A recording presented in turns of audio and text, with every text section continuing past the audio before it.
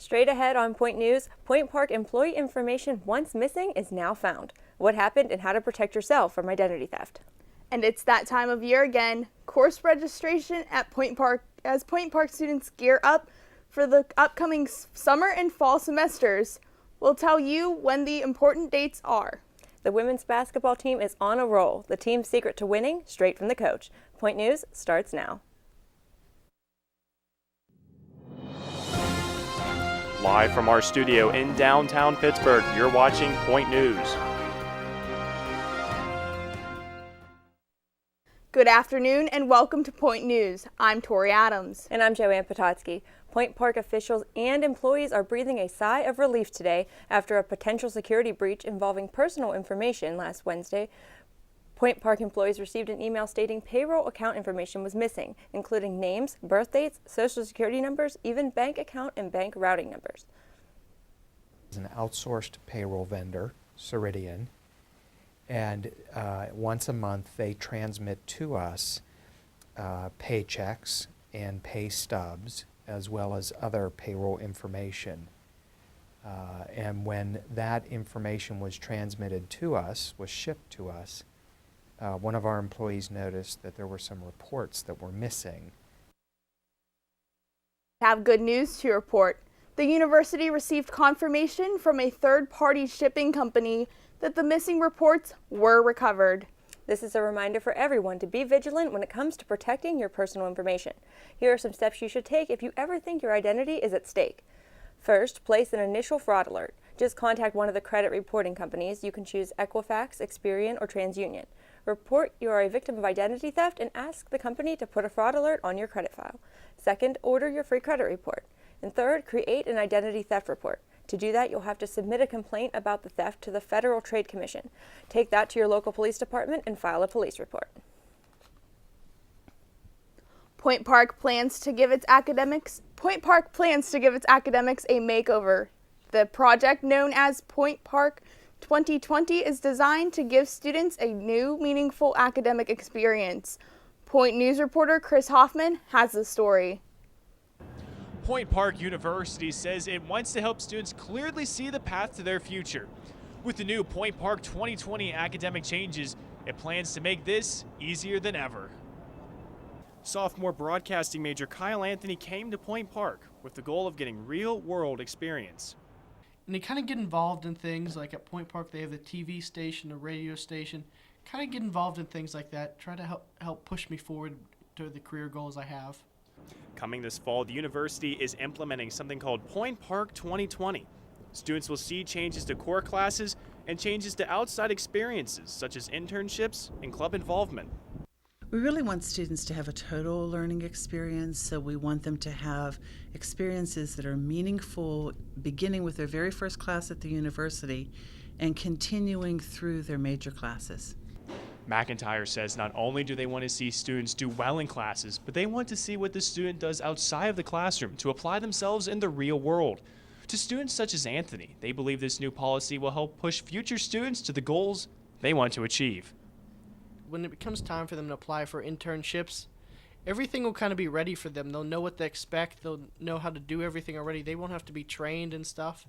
They'll be ready to go out there and get it. McIntyre says the university believes the experiences inside and outside the classroom will help distinguish Point Park graduates from other colleges. Reporting for Point News, I'm Chris Hoffman. It's already time to start thinking about next semester. Next week, students will begin choosing their classes for the summer and fall. But before you go online to register, you should know that students are all assigned different registration days.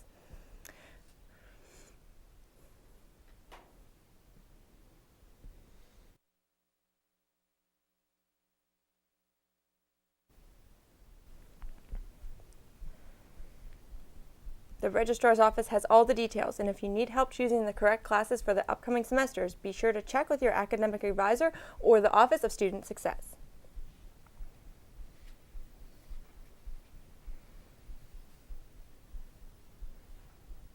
We're closing in on 1 week since a Malaysia Airlines flight disappeared in midair, and authorities are still scrambling for answers. Today, Malaysian officials are disputing a report in the Wall Street Journal that the missing plane flew on for hours after its last reported contact. Point News reporter Kelsey Metzger is in the newsroom with the details. All right, thanks, Joanne. Now, if we take a look at the map behind me, we can see the plane left Kuala Lumpur around 2:40 a.m. local time on Saturday. It was headed towards Beijing, China, which is over 2,000 miles away.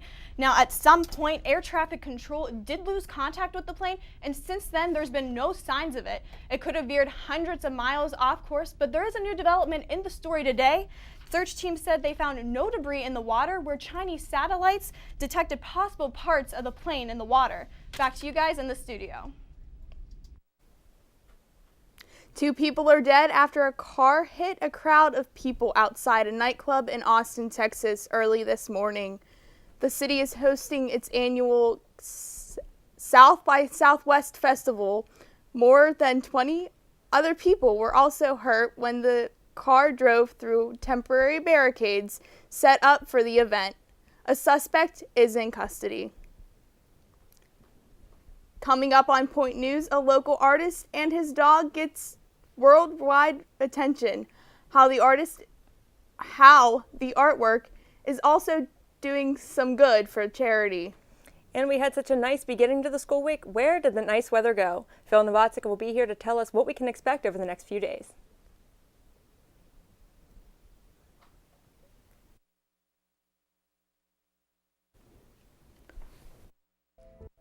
We are a social people. We share our inspiration, wisdom, creations, and memories. We share what makes us laugh and what angers us. Built on the notion of a free flow of ideas, our country thrives on the freedom of speech. Without it, who would watch over our governing powers? And how would we share our history to make a difference for the future? It's this freedom to share that gives us a reason to listen.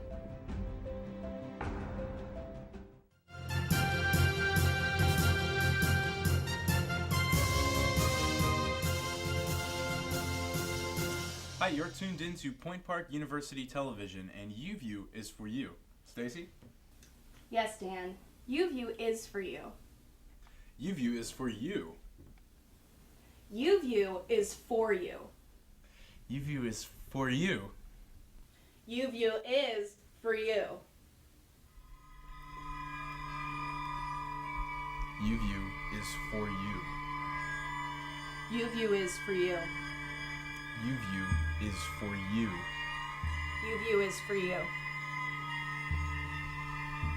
UView is for you. UView is for you. UView is for you. UView is for you. UView is for you.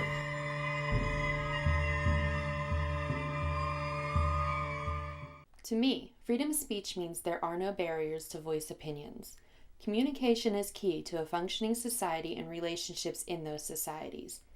I believe our forefathers gave us this right, so if concerns or problems arise, we have the right to respectively use words, aids, and body language to give our message.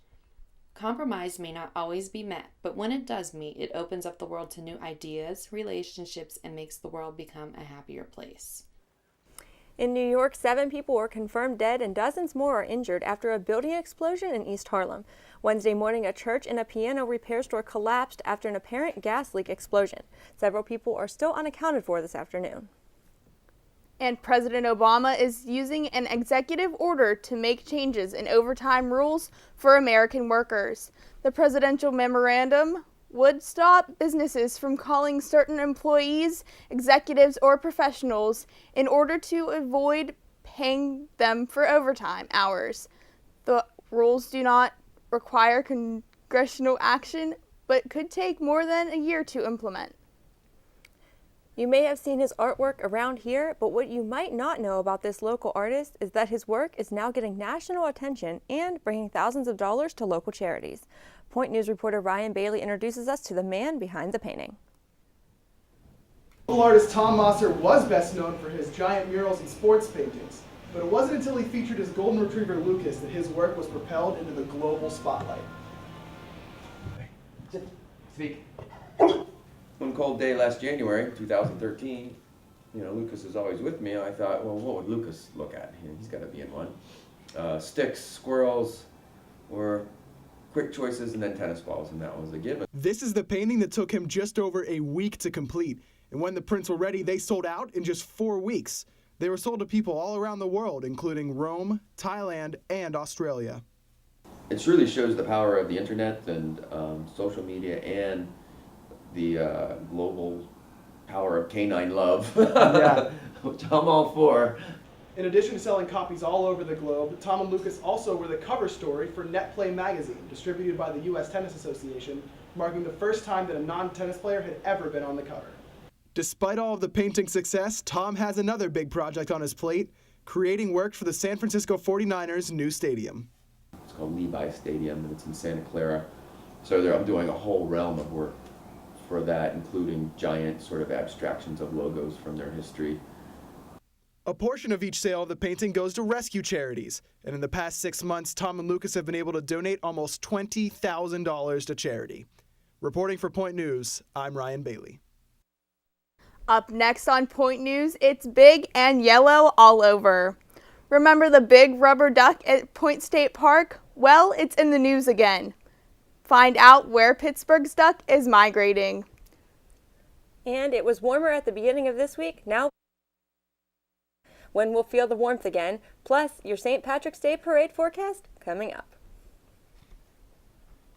Freedom of speech is my right as an American to voice my opinion, or if I choose to stay silent. I have the right to practice my religion.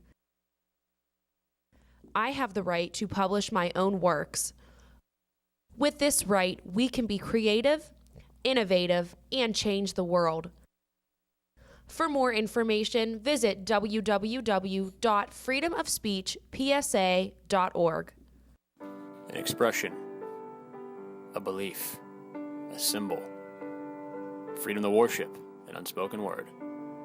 To express yourself means standing up for what you believe in. There's a freedom to worship and a freedom to live.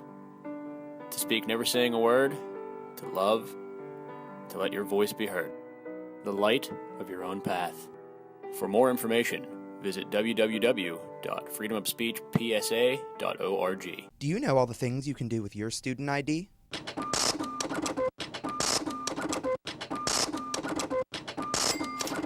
Along with getting discounts to some of the restaurants around campus.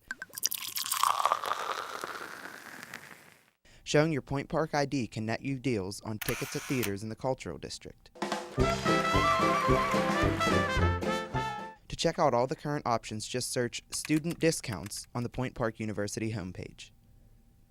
What does freedom of speech mean to you? Take a second to think about it. Does that freedom mean you can say whatever you want, whenever you want? Or does that freedom of speech mean something deeper? There is no right or wrong answer to the question. My answer to what does freedom of speech means to me is simple. Freedom of speech is a privilege that I myself, along with many others, have thanks to the individuals who have fought and continue to fight for it today. We're able to express ourselves through writing, art, and even our body language.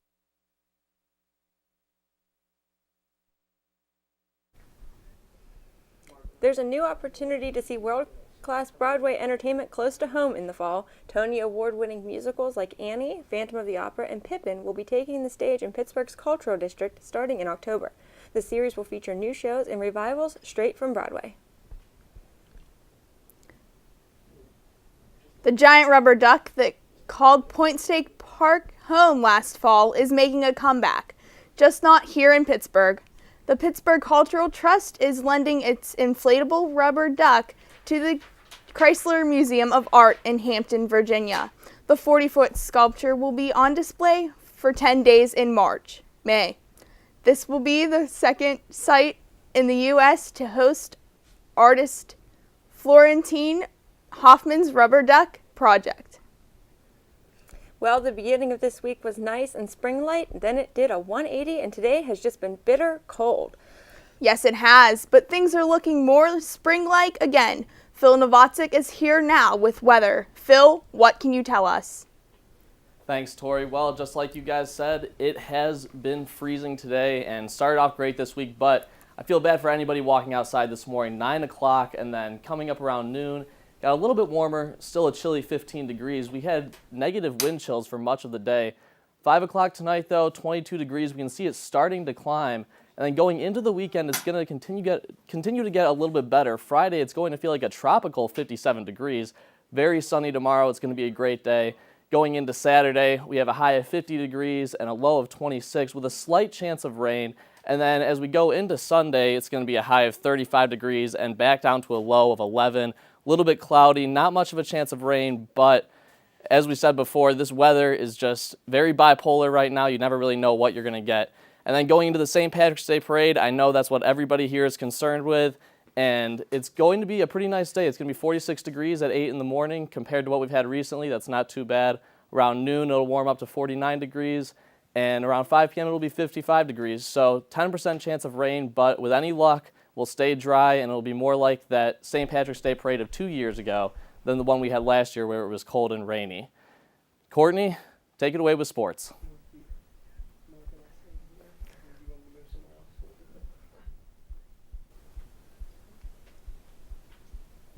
Never mind, Courtney, we're not going to go to sports. The 19th ranked Point Park University baseball team took its annual spring break trip to Florida and went 8-2. Tomorrow, the Pioneers will head to Indiana Southeast for the KIAC play for a 4-game series that wraps up Saturday.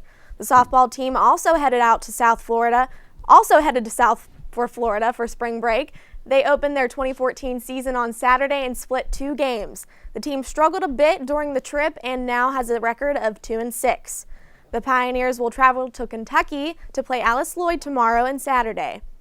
Just a few years ago, the women's basketball team didn't even know where the NAIA National Tournament was held.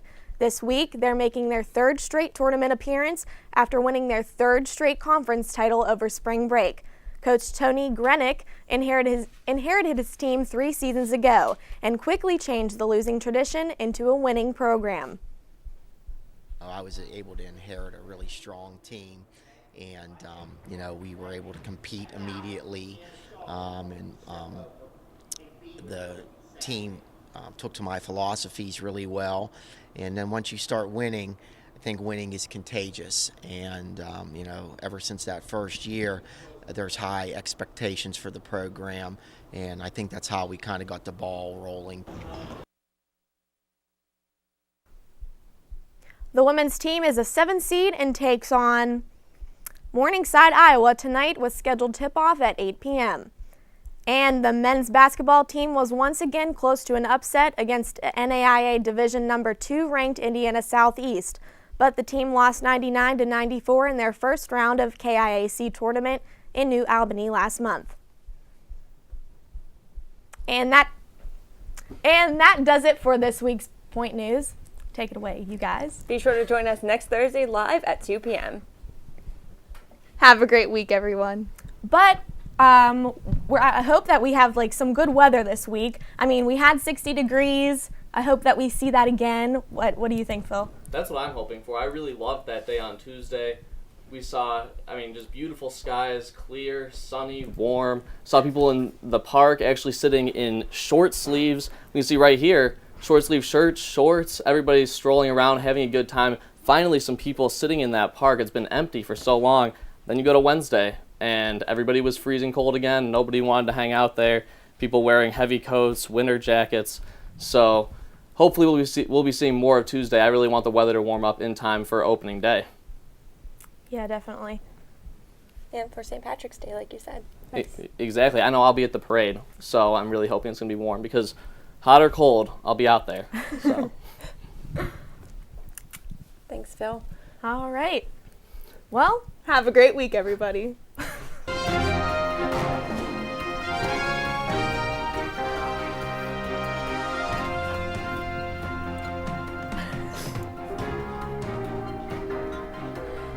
I didn't know.